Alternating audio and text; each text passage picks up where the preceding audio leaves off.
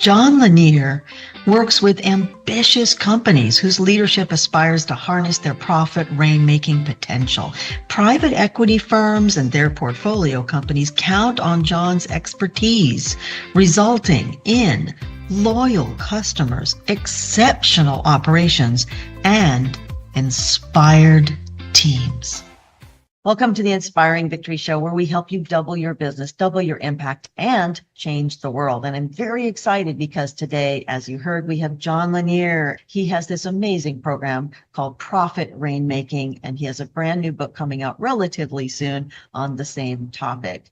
John, I'm so glad to have you with us today. You always tell the most extraordinary stories about things that you've done to help companies create that profit rainmaking. Would you share with us one of those examples of how profit rainmaking can manifest in a company? I'll share what it means to Rusty. Brilliant engineer, highly pedigreed, built cool stuff, had trouble writing orders. And at some level, this was a paradox because it didn't take a rocket scientist to understand this was a cool product and provided tremendous benefit to a clientele that largely did not know this was an option. What to do?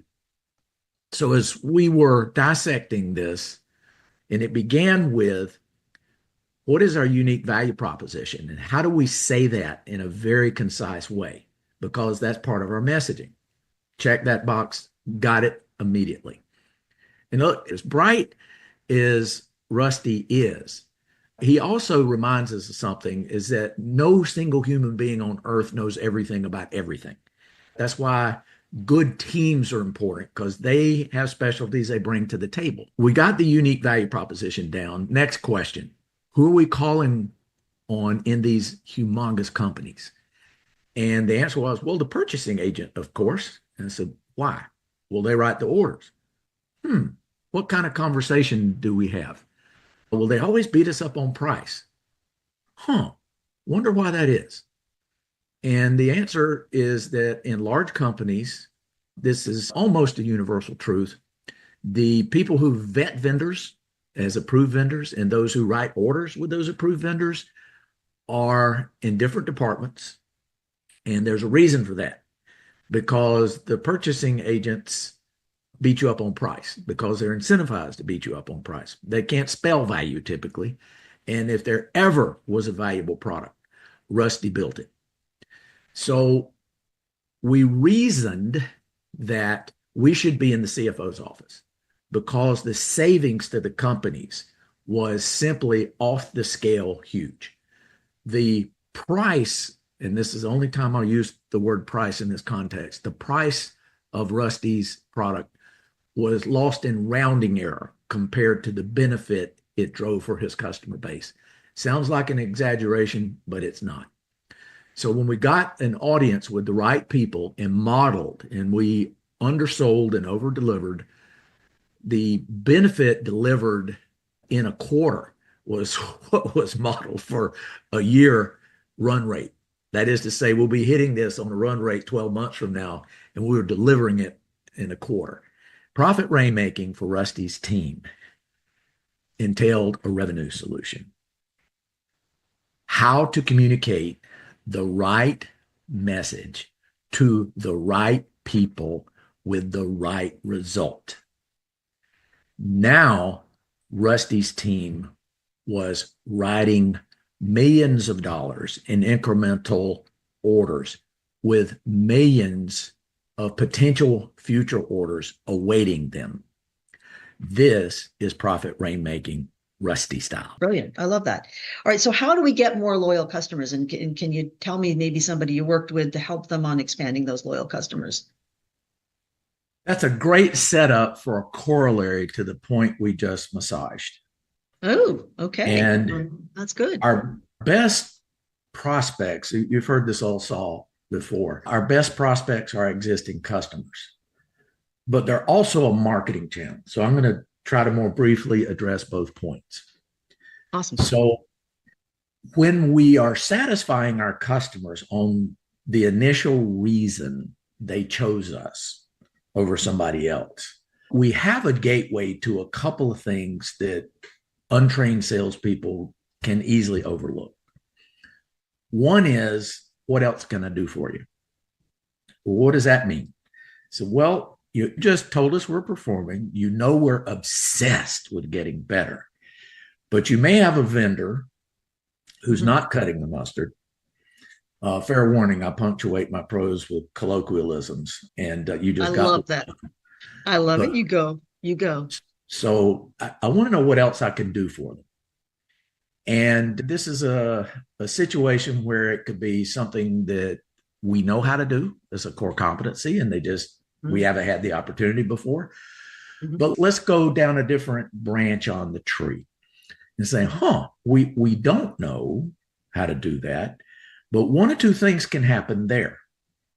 First, I may have just gotten intel for a product development opportunity, which is a line extension or a new line from my business model's perspective. But relative to that customer relationship, it is increased share of wallet opportunity because we just simplified their life. We said, yeah, we can do that. We can do that tomorrow, or we can't do that today, but I'm willing to develop it if you're seriously interested in this. But then there's a worst case that's not necessarily a worst case. And that's sharing with the customer, look, I appreciate your saying that. I'm not sure it's something that fits in what we're capable of doing, and it might not be the best thing for us, but I know somebody for whom that is a core competency. Would you care to be introduced? Because I want to solve your problem. I want to be important to you as a trusted advisor, but that's something that might take us backwards, not forwards. And I'd rather put you with someone for whom that is a specialty than run the risk of not delivering what you want and jeopardizing the rest of our relationship. Will that work for you? Well, how do they say no? Yeah. How do they say no? You say you're committing, I'm going to fix this one way or another, either in my shop or somebody I know, and I will not leave you hanging. Well, I just described my consulting practice because, I do a lot of things, but that's overwhelming. What I want my clients and prospects to do is call me when my favorite question is, what keeps you up at night? And if that doesn't work, I say, okay, it's 3 times as big tomorrow morning. Can you run it the same way? And depending on what they say, that's a pivot to, okay, I can help you with that. Or, I know somebody, may I get you introduced? And if you simplify somebody's life, that's a big part of a good customer relationship is, oh my gosh, yeah. How do I make their life easier? Well, we can actually make money doing that. Or we can make friends doing that. And in my case, I do both because I either solve it or put them with somebody who can solve it. And they remember me. And by the way, they also tell their friends. I invariably get inbounds from people I have no idea who they are. And my first question is, after I say, well, thanks, I'm delighted to meet you. How did you find me? And I find out in some cases, they've been reading my quarterly articles for years and I didn't know who they were. I said, well, you're not on the distribution list. How did you get? Susie was sharing this with me for years. And how would you like to get it directly? I can fix that. We can put you right on the list. It takes 4 seconds. I'm there. So you never know who's watching. So that's and you never know you never know who's being told about what. After all those years, that's very funny. Well, you're either allowing them to have one-stop shopping where it's like, okay, we just pay you, we write you one virtual check, and and we get everything all in one place, someplace they trust. Or how are they going to find a vendor to do whatever the heck they want? Again, if you can do it in-house, well, that does make it easier for them, but it doesn't really matter if you know someone that you really trust that also becomes a power partner for you, meaning you're giving them business and they're giving you business. How lovely for them that they don't have to vet 400 people to find just the right person. So I didn't realize how important the fact that I know so many geniuses like you, John, would be to my business until all of my clients started asking me, who do you know who could make this more efficient? Or who do you know who can deal with manufacturing? Or who does an attorney like this, or does consulting like that, or is an accountant like does specializes in blah, blah, blah. And when you can say, wow, yeah, I know three of them. Do you need them to speak Spanish? Do you need them to, you can find somebody that is a good quality person that you've known for years and does a spectacular job. I do think that makes you more and more valuable because you're constantly in front of them and you are that trusted advisor and not just a consultant. And you're right, it gives you opportunities. Well, I remember, Leslie Orlaza, our chief results officer, who also does all the Victory overseas virtual assistant vetting and brings in people to other companies. That all started because I said to her, if one more person tells me that they wish they had a you, or they wish they had the people that you've sourced for us. I said, geez, I don't know how we're going to get you duplicated for them. And she said, you do realize that I worked for some very large companies like Nexus and stuff, and that all I did was recruit, and I could get these people for them. And like, you could? I mean, it just didn't occur to me to ask. And she was smart enough to say, dummy, here, pay attention. And I got, and I was like, wow, that's really amazing. And now she has a whole entrepreneurial division doing something that we kept getting asked over and over and over for help for, that some people really, really need. And that allowed us to grow in ways that I never even anticipated. But I think it was because I kept on saying, what else do you need? Or, well, what's keeping you from being able to grow? Well, we don't have enough people who can do the detail work or handle the calendars or some of those things. So that was a real revelation of, oh, wow, okay, do you have somebody in-house that can do those things? But you're always looking for those opportunities. And I really think that no matter how smart somebody is as a CEO of a company, brain surgeons can't do their own brain surgery. Sometimes you can come in and you can see, you have many times for us, you can see within our company, hey, this is an avenue you could use, or this is something you could do, or oftentimes it's, here's an area that you guys are weak and you're going to need to work on. Just as a friend, you've been so supportive, and you know how grateful I am of that. But I think your ability to go in and see things, fish don't see water, you see things that other people don't see. Again, brain surgeons aren't allowed to do their own brain surgery. No matter how smart they are, you can come in and see stuff that other people don't see. It's not one thing, and I can't sit here and say I was born knowing this. I was mentored by exceptionally brilliant people who, for some reason, chose me to share some of their wisdom. And enough people have done that over the better part of 50 years that this algorithm emerges, and it's wow, this is how this stuff connects. Who can I share this with? And my passion happens to be David, the David that walks into the arena, and it's a Davette as well. This is gender neutral.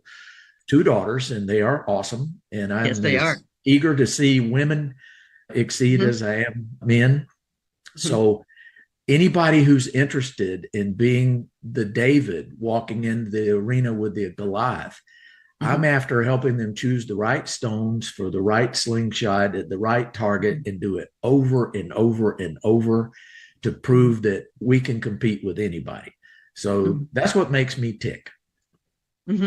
Yeah, I know where your real passion lies, and I absolutely love that.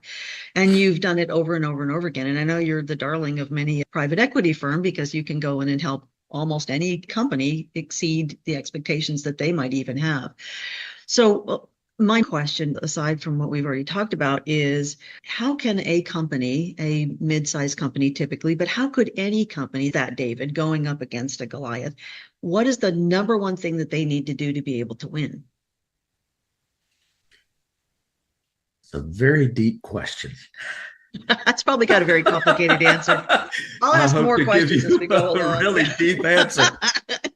I'm sure you will, my friend. I'm sure. I count on you.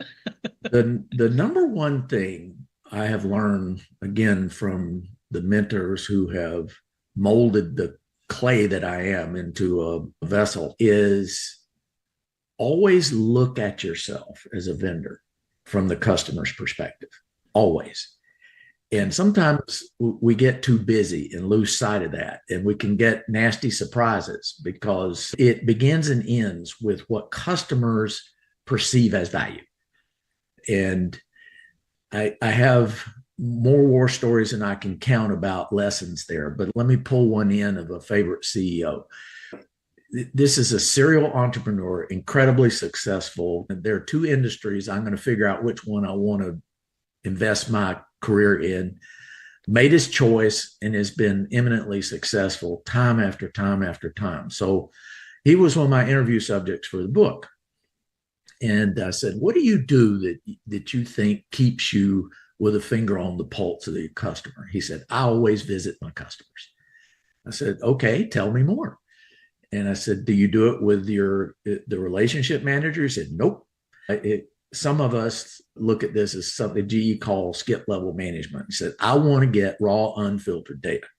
So he goes in and he says to whomever it may be, Lucy, how are we doing? That's sort of the Egg Koch, mayor of New York tactic for going into the boroughs and getting raw feedback from his constituents. And New Yorkers will tell you.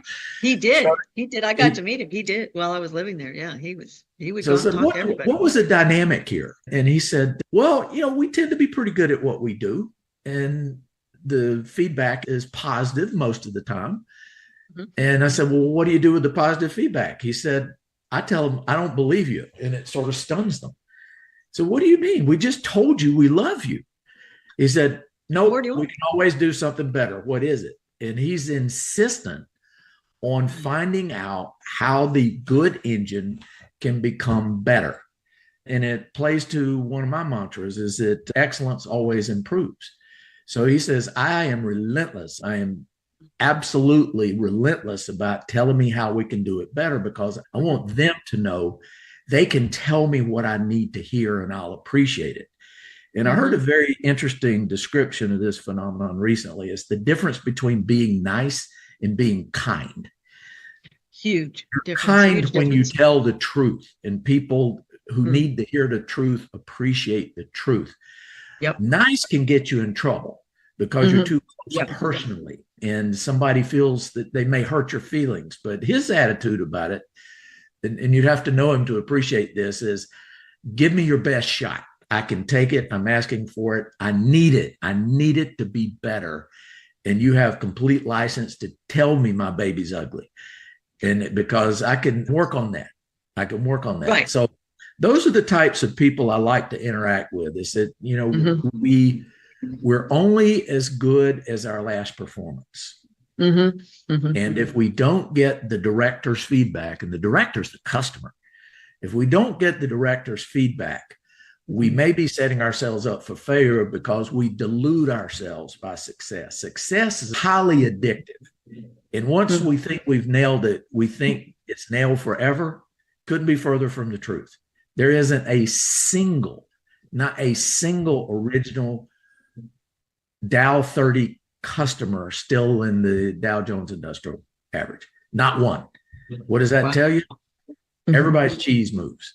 So the Andy Grove had a really nice quote that became a book title, and it was "Only the Paranoid Survive." And we need to, I'm not so sure paranoia is healthy per se, but it's well taken. Concept is good. Yeah. Nobody minds the store like you do, and nobody determines success like a customer always asks. So you asked a really deep question. I probably over answered it, but no, it was great. That was fabulous. That's the way the big world works. I think a lot of people are really afraid to say, is there anything we can do better? Is there anything that you would like that you're not getting? Is there anything we can do to make this an even better experience for you? And I remember early on, being very frightened to ask questions like that. And then I had one of my mentors say, you just have to. And what I realized was it's often an excuse for people to tell you even more things that they love. And I think it's important to know what people love too, because you want to expand those things, do more of those things, become even more effective in whatever that was. If it was a one-off, you want to make it a consistent thing. But also, if you listen to people, what I've found, I'm sure, preaching to the choir here, you do this all day, but what I found was if they have a chance to tell you some small thing that is usually something. Sometimes it is nothing. They really, really can't think of anything. But it's usually, if they do have something, it's something really small. Like, I wish my emails were answered in 4 hours instead of 8, or what, some were less than a day, or, something that is very easy and very doable, or that where you can work out a system that helps them with it. But rarely, rarely is it something catastrophic. And even if it were the beginning of something catastrophic, you want to know early on. So I think that point is very, very, very valid. And you're right. I think we can start believing our own press and know, hey, we're the most fabulous company in the world. And that's great. And you all want to kind of pump each other up and be enthusiastic about the company. But that doesn't mean that you want to forget who the customer is and that they're the ones that you're trying to support. So I thought that was brilliant. Can you give me an example of a client that you got to work with and you were able to help them grow and expand? Oh, several. I've been doing this a while. Well, maybe somebody that you saw. Yeah, I'm sure you've got 1,000. Okay, can you narrow it down to one at a time? Yeah, but somebody where you saw an opportunity for them to expand or an area that they, what I'm thinking, I think wasn't it your client? I'm thinking of Linda came to my mind with that incredible restaurant chain. Can you tell me a little bit about that? I know that I happen to know the story because we talk, but can you share a little bit about, I think it was Linda and the family restaurant. Can you tell me about that? Well, for those of us who enjoy a good meal, this is a good everyone. Story, so I appreciate the prompt. I got introduced to Linda through a private equity connection, and I do a lot of business with private equity sponsors, and my toolbox is particularly tailored to the types of things that I called them growing pains they're encountered during the investment hold period. And it maps to everything we just discussed. And in that particular case, you got a cult following customers. The food is that good. And my taste buds agree. The food is that good. That good. And I'm getting hungry now. This was a family business, and she came up through the ranks. She started at the basics, like bussing tables, and graduated her way through hosting, and eventually got access to the kitchen. Well, that was a big deal because the whole business model was resting upon Grammy's, her grandmother, Grammy's recipes. So this truly was a family business, and the family recipes became the business model. And as this thing was growing, and it was like gourmet food, fast food style, who include a drive-through. And the problem was the drive-through was a bottleneck. And I got introduced by the equity sponsors, say, help them figure this out. We're prepared to make a big investment, whatever it takes. And we approached this as a customer to figure out what was going on. Okay. And what we saw in the data, sometimes the issue is hiding in plain sight, and it just takes a nerd that's comfortable asking stupid questions until you find out something. Whoa, that's something big. Amazing how smart you can be when you're not being smart. I love it. So when we threw the drive-through and we're getting that experience, we picked up on something that was just sort of hiding in plain sight. And it's that this food was so popular, it was common for somebody in the office to make a run for the entire office. And they did it through the drive-through. Well, what happens when you have a 20-person order in a drive-through? It creates a bottleneck. And what happens to the people behind that order is that they get to enjoy we called it a hangover effect of, it wasn't my order that did that, but the next 5 cars behind it had this hangover effect. And then you had a rinse and repeat because it was that popular. So we had a very simple solution. And it was, okay, we want to make sure that customer's happy, but we don't want to alienate everybody behind that customer. So it was as simple as creating an area in the parking lot where a crew member would take that mammoth order over and deliver it sort of like a car hop fashion that you might remember from American Graffiti. We took it out to them in the car, and then it sped up everything else. So it actually cost nothing to fix this.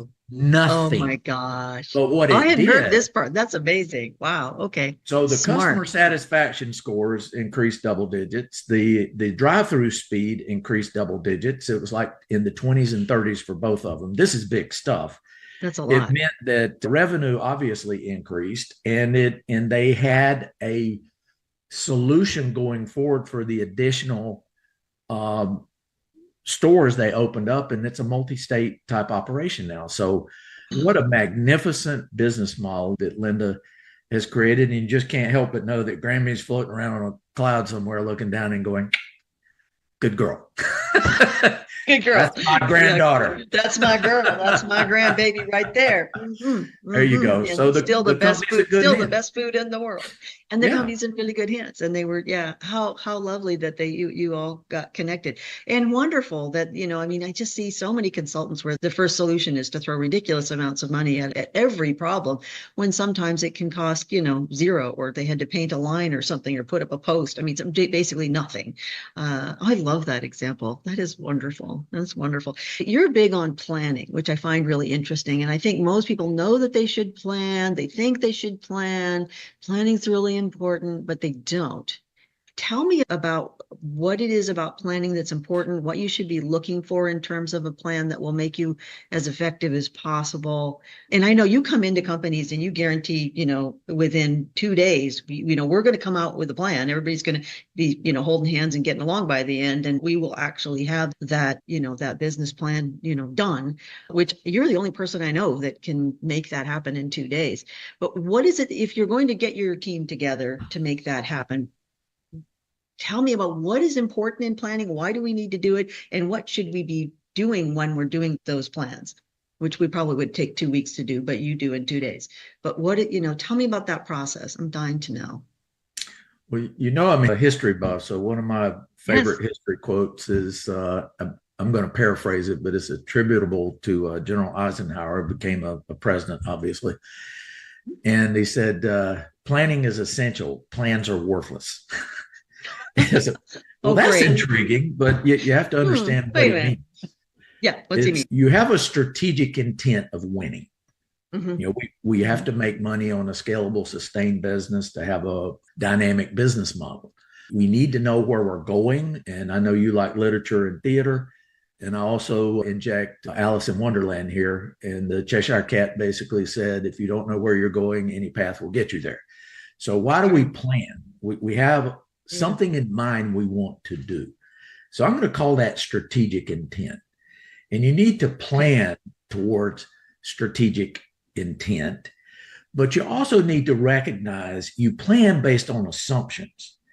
But somebody can change those assumptions, or the metrics that guide you can change and you can pick up on it. But it doesn't mean that your intent changed, but it may mean your course need alter. So as we go about this, and I do a lot of work with private equity, but I'm also going to aim this at people who do not have that type of relationship. Planning is essential both ways. I'm just going to credit private equity for accelerating how this model got tuned up. And it goes something like this. When professional investors are looking at companies in whom to invest, it is a tremendous compliment for a private equity firm to approach an independent business and say, we would like to invest in your company, because they see latent potential and their value proposition is, let us help you capture it faster, because we may bring some things to the table that you need to get where you say you want to go. Mm-hmm. So there's diligence done to understand how the business model basically works. And diligence inherently is thorough and is also inherently imperfect. There's some things that you don't necessarily detect accurately in the course of doing diligence for whatever reason. Nothing nefarious there. It's just nothing's perfect. And then there's some things that just may be missed entirely. Well, how do you hedge your bet on that? You include people who are responsible for stewarding the business model. Like every business model has key functions. How do we get orders? How do we process those orders to make it deliverable and billable?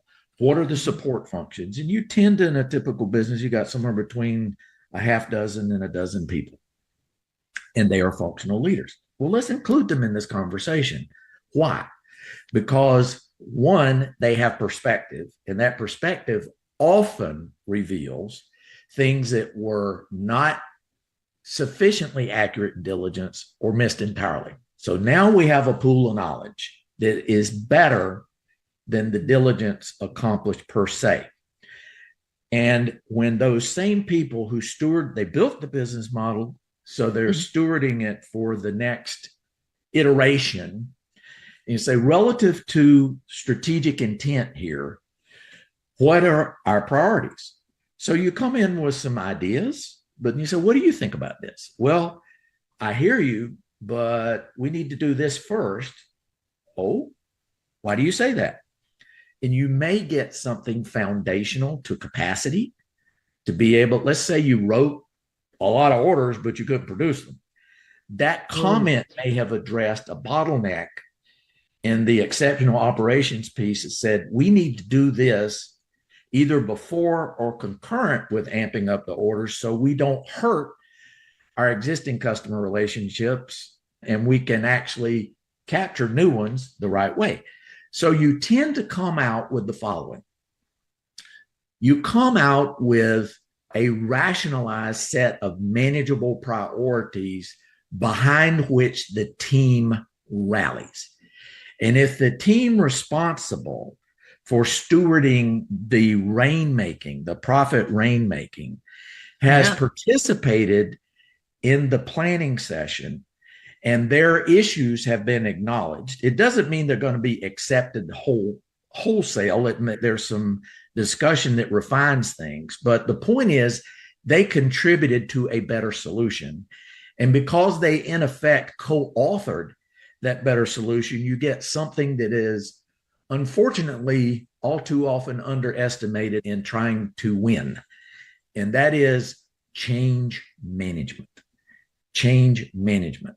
So if the people who have to do it were part of the problem solving and the solution engineering, if their fingerprints are on the plan, they be inherently are more likely to invest their personal capital in doing something different.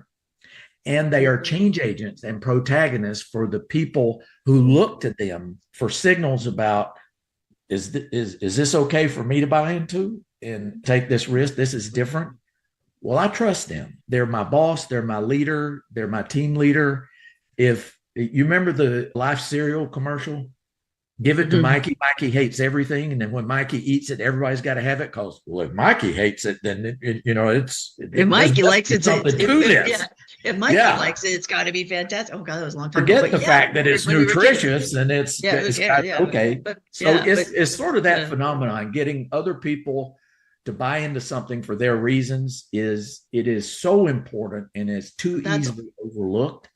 That's a great point. That's a great point. That's a great point. Is I think it's fine to say, this is what we're all going to do, and then expect people to just magically jump into doing something completely new and completely different.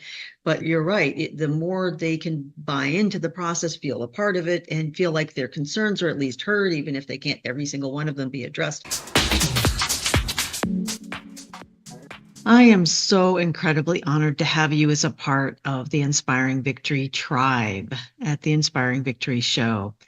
Please do us a favor. We really need your help. Please like, subscribe, share, write a comment. It makes a huge difference with how many people we can reach here at the Inspiring Victory Show, and it makes a big difference to me personally. I want to make sure that we're providing content to as many people as we possibly can so they can grow and succeed. So we'd love to have you continue your membership here at the Inspiring Victory Show. It's free. Helping us out costs nothing, but it makes a huge difference in how many people we can help. So double your business, double your impact, and change the world. And thank you so much for being a part of this extraordinary community. Thank you. I hear from your clients that you can guarantee that they can have what we would call strategic plan, but what you call much more interesting, profit rainmaking roadmap. You guarantee that in 2 days. Is that actually feasible? Of course. But understanding why is even more important. So let's detour by metaphor, since most people enjoy the Olympics. We send a lot of people to an Olympic event. There are sprinters, which are individual contributors, if you will. And then there are soccer teams who put a lot of players on the field and have substitutes. So what I'm getting at here is, as a company grows, we execute as leaders more through people than directly. for a very simple reason: bandwidth. So change agency, change management, getting other people to buy in on whom you can rely relative to their subject matter expertise is actually a bigger deal than the plan itself. You can have a brilliant plan, and it go nowhere. And you can have a so-so plan and you can just rain profits. And the variable there is how motivated, how passionate, how bought in are your teammates on the plan. So now let's go back to how this is possible.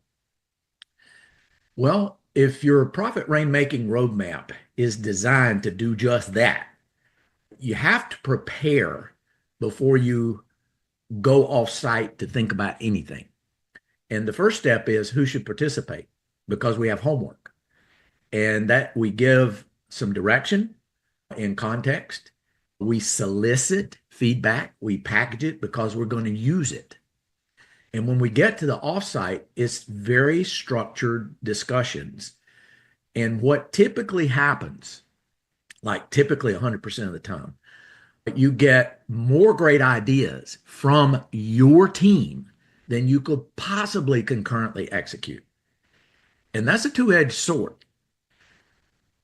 People can set themselves up to fail. When I say themselves, it's their teams as well, by attempting too many things concurrently atop their day job.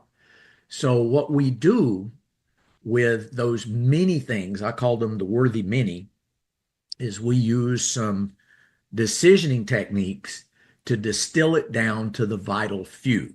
And what that means is a manageable subset that can be done effectively and concurrently with people's day jobs.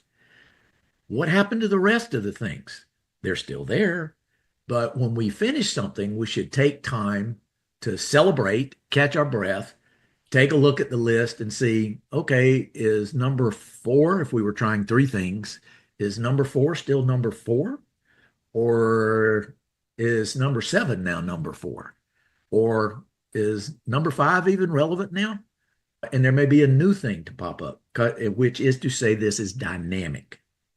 But when you prepare and you include, you're inherently more productive and efficient in deciding what you will and will not do. Then it's a matter of ownership, resourcing, planning, and execution. So that's how it's done in 2 days. And you guarantee it. Indeed. Mighty impressive, my friend. Mighty impressive, John. Yeah. Thank you for sharing that with me. You're the king of questions, quite frankly. What questions do you give us a few examples in that magical 2 days that I know I don't want to give away every secret you have, but can you give us some questions that you would recommend that we ask in these planning meetings? I think the quality of your life will be determined by the quality of your questions, as the great Bonnie Dean, one of my favorite speaker buddies, says. So what kind of questions would you recommend? You're hanging red meat in front of a tiger here. I just love this stuff, and I could talk till I pass out from exhaustion. But we'll let you. Let me put some bookends on this so these questions will make more sense. First of all, I'll give you 2 examples of this type of planning and how dramatically the end can be based on the process from the beginning. So in the context of profit rainmaking and how you make more rain, you want a deluge. So, right. We gotta deluge your profits, buddy. All right, bring it on. But the first example, and then you need to be able to handle it on the other end, like you said. You know, you don't just is Linda McCabe, one of my other buddies, co-author on my last book, used to say, you know, there's 2 kinds of problems in business: not enough business and too much business. And you really look at focusing on both. If we, like you said, okay, if you got twice as much business tomorrow, how are you going to handle that? You know, most of us would be panic stricken. So, all right. So planning is about, yes, you want to grow. Yes, you want more profit. Yes, you want it to rain lots of profits, and you better make sure you're prepared for that. And that from a change management standpoint, if I'm understanding you correctly, that everybody's bought into the growth, brought into the back end support, all the pieces that are required in order for that to go well. Am I directionally correct? I got it? So serendipitously, the two examples I want to share map to the very thing you just teed up. And one is the story of Serena. And Serena had this incredible knack for innovation. And she was catering to a mature demographic and inspired by her grandparents because they had reached that age where they had a lot of prescription meds. And one of the bigger issues about that for senior citizens is taking them when you're supposed to and taking them at all. And how do you make sure you cover both? So it's a real life issue. And she had some novel ways of addressing this. In fact, she had several novel ideas. And the problem was overwhelming the team that was bringing them to market. And the solution was pretty simple. In that case, the rainmaking became a flood, and a flood was overwhelming the ability to navigate anything because the resources were overwhelmed. And it was as simple as adopting a hybrid of waterfall and agile product development best practices and catered it to the business model. And we had stages from ideation to market launch that basically said, we will have these stages, we will have these criteria. I'm describing a governance mechanism. And we do not pass go until we do reviews at these various stages to make sure we're managing. Everybody's resources are limited, even Google. They can't spend all the money in the world. So you have priorities. Sure. So we were staging these things, and we went from overwhelmed exhaustion to absolutely stoked excitement about product releases, and it get to the minimally viable product. And based on customer feedback, you continually refine it. Even the smartphones do that. The first one that came out wasn't perfect, but customer feedback gets better and better and better. And now we're up to something like the 16th version of the iPhone launch. In their case, the discipline of whatever we decide to start, we will take it. Either it's going to flame out at a stage or we're going to launch it into market before we allow those resources to be reallocated anyplace else. And they got in a very rhythmic cadence of launching products very predictably, and it showed up in the results. The profits and the sales popped up by double digits on a sustainable basis. So happy story. So that's one bookend. Another bookend was a company where they questioned why that we were actually having a meeting, because it was just preordained that they were going to add this new product to their existing product suite. I see. And then in the course of exercise with these very stewards I alluded to earlier, there were 24 people in this session. It was a decent sized company with a lot of stakeholders. Yeah. And everybody walked in saying, why are we here? Because we know what we're going to do. And a waste of time. The questions we asked, I could tell it in their eyes. They were looking around. They were basically saying, is this really the right thing to do? And what they ended up doing is saying, this does not fit. I just asked my dumb questions. I want to know what a client thinks their unique value proposition is. Okay. What is that? In small business, sometimes, especially when you're in a fragmented market, you can be very, very busy without having nailed the customer algorithm for why they actually chose you over somebody else. And it really gets down to four things. Really? Value. Some people say price. Wrong answer. Value. What's the difference? Value is what you get for what you pay. And you at least want the customer to acknowledge that they got at least as much value as the price they paid. The second one is timeliness.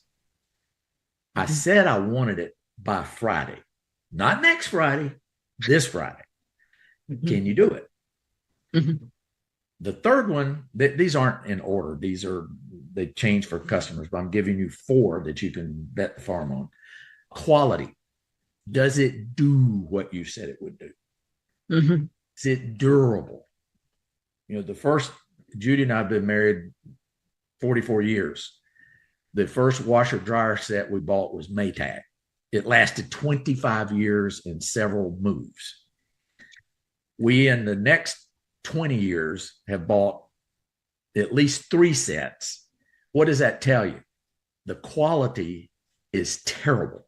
The price is going up, but the quality is terrible. Going down. So there's no value. There is no quality. I'm not happy. That's what I'm talking about. So the fourth one, what's the fourth one? Is service. Service is very, very personal. It's very personal. I think it's the thing that people can get the most excited about and also the most upset about. Yeah. Yeah. Service is what the vendor does when some combination of the other 3 fail. Oh, say that again. Say that again. That was great because I want to make sure everybody got that. That was brilliant. Yeah, I like that. Say that again. Service is what a vendor does when some combination of value, quality, and timeliness fail to meet expectations. Oh, wow. Yes, that's a great way of putting it. Yeah. How do you handle that? I will share some of my gnat bites here. This is an easy one that everybody can relate to. How many times have you attempted to get a customer service person on the line? That's a story in and of itself. So let's assume I got to a human eventually. And I said, this is why I'm calling you. First thing out of their mouth is, well, it's not supposed to do that. That's a pet peeve for all of us, I think. Yeah. The reason I have scars is all the stitches from biting a hole in my lip. All of us. It did it. That's why I'm calling you. I wouldn't be calling you if it would. Yeah. So there are Thank you for sharing. things that you can say when somebody comes in. But here's what the research tells us. The research tells us that if you acknowledge it, that like, I own it. My bad. I own it. Right. Then you got about a 50% chance of keeping the customer. You can salvage it. But if you fix it quickly, it goes up to about 75%. Yeah. So when somebody's calling you because it's not valuable, it's not timely, the quality is not there, the dumbest thing you could do is say, here's another gnat bite. That's never happened before. Seriously? First of all, how would you know?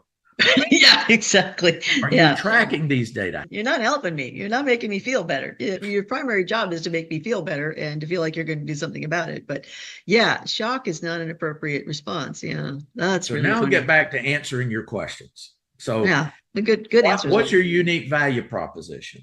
Okay. What else? Okay. What happens if you were 3 times as big tomorrow morning? Could you manage it the same way? That is a brilliant question. And I love that. Yeah. Could you manage? Yeah. And the answer is probably absolutely not. What keeps you up at night? That's a great question too. Yeah. So if you, on all of these,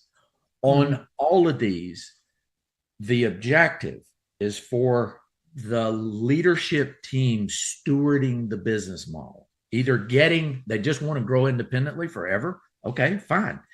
They may have succession, and there are a lot of baby boomers thinking about retirement right now. And one of their options is to sell the company. So if people plan and prove that they can create value on a scalable, sustainable basis, and they got a leadership team that can take it to the next level, that's a private equity investor's dream. It could be a strategic exit. It could be an ESOP. There are plenty of options. The point is, the better you build your business model to scale and create profit rainmaking concurrent with that scalability, you have more options. So when you ask the right questions, like, why do my customers buy from me? What can take me out? What's an imminent threat within my control or with those beyond my control? How am I going to do this? Am I sure my customers are satisfied? Voice of the customer is a very important pulse on whether or not your body is performing, the body that creates the profit rainmaking. We don't really ask well. Customer relationships, intimate customer relationships, of course, everybody would want that. But as I shared earlier with my buddy that insists on knowing something he can improve, You can be so close, they can't tell you they're nice instead of kind. Kind, yeah. And I thought that was a so nice distinction in general. Yeah. there are some things that we can do, and I'm making an argument here for should do, Okay. is we need an objective, typically a third party mechanism that makes it easy for customers to tell us the kind stuff, the stuff we need to hear. So if a client tells me, and by the way, I can cite, I'm friendly with people who do this type of diligence for private equity people, and they have, like me, they have war stories galore where their biggest, best, most profitable customer, where they celebrate holidays together, they go to each other's kids' weddings, and lo and behold, diligence showed that this particular biggest customer was at risk of leaving this company and didn't know it. And it stunned the CEO. It absolutely stunned the CEO. And the root cause of this, and this is why I ask my dumb questions, the root cause of this is that while they were enjoying an adult beverage on somebody's patio, says, Philip, how am I doing? And it's, Elaine, you're doing great. And that wasn't the truth. It wasn't the truth, but that was nice, but not kind, as you would say. It was nice, but not kind. And it was in the wrong setting. You know, are you going to tell somebody when you're a host at their dinner party that, you know, you're really messing me up in the warehouse? You don't do that. No. So the objective third party, and there's something to be familiar to your audience, Net Promoter Score. It basically helps us identify whether somebody is a raging fan and tells people about us, even tells their friends about us because we're doing so well, even if we haven't asked them to. But then you got the opposite extreme where somebody's at risk, that they are nasty unhappy, looking right now, and we just may not know it because we haven't asked. Assumption is a terrible business philosophy. We should question everything. And that's the brilliance of anything rooted in scientific method. Life is an hypothesis. And we're always trying to figure out if we're rejecting or accepting the null. And it only gets there by trying to engineer objectivity in the metrics and leading indicators, which, just like sailors of yore, they had a sextant and they had a North Star, and they're constantly navigating. Well, what happens when it's cloudy? How are we going to deal with it? A little bit of rain. Are we not going anywhere? Yeah. How are they going to deal with that? You know, and so if that answers your question, it gets down to, what do the customers think? Yeah. How do we keep up with it? And let's not forget, let's finish on the inspired team. Well, before you get to that, this is some really, really brilliant stuff. So when you're talking about how do we get around the nice people that aren't necessarily being kind and telling you what you need to know, are there strategies to get that information out of them? You were saying maybe have a third party. Does that mean like do some sort of survey system from another company or some sort of anonymous something, or like what are you talking about when you flesh that out a little bit in terms of what options would be for somebody to find out if they've got some problems they don't know about, or different clients that are at risk, or is there at least a baby steps that somebody could take to improve the results of asking the questions? Yeah, it is the right thing to start with. And part of this is art, and part of it is science. So let's start with the science piece. The science is the mechanisms are easier than the cadence. And what I mean by that is there are tools like Net Promoter Score or methodologies that give you reliable data. Okay. Ideally, you would have it every day. That's where the art comes in. You can wear out your welcome asking and become a nuisance. Yeah, I don't know if there's the other companies are going to be too excited to, fill out a form every single day or talk to another company about you every day. Yeah. All right. Yeah. So there's a balance. So there's a balance there, right? Yep. On the, let's call it invasive aspect of it, that type of thing annually, I think would be about right. where you have something like Okay. a secret shopper type methodology. A third party is coming in and asking, and you get down to, the more you do it, you can refine the types of questions you're asking. But here's something to know. Scientifically, there is only one question that is statistically valid. What? Yes, one question that's statistically valid. And it's very interesting why. So most of it is directionally correct anyway. But the one you can bet the farm on is, would you recommend me to friends and family? Why is that question the only one that has the true statistical validity? Yes, why? Do tell. That. The true statistical validity. I'm dying to know. Because it requires the respondent to invest personal capital in the answer. It determines whether the respondent is credible or not. The respondent has ethics or not. The respondent is being truthful or not. So their reputation's on the line. Their reputation's on the line. Yeah. Exactly. Yeah. I mean, anytime somebody gives us a referral, I always say, I know I have a double responsibility right now. I have to make you look good because your name is on the line for recommending us. And then we have to do do